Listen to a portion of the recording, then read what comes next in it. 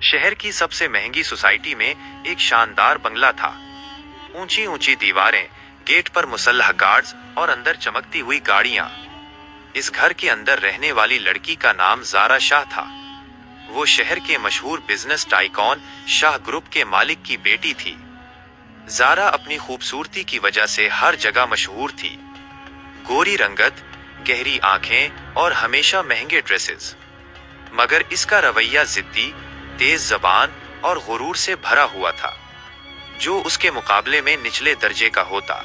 चाहे वो नौकर हो या ड्राइवर, उसके लिए ज़ारा के दिल में इज्जत का सवाल ही पैदा नहीं होता था।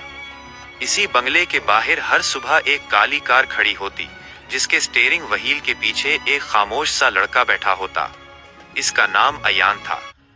अयान गरीब था, माँ बाप नहीं रहे थे। छोटी बहन को किसी तरह पढ़ाता था और खुद उस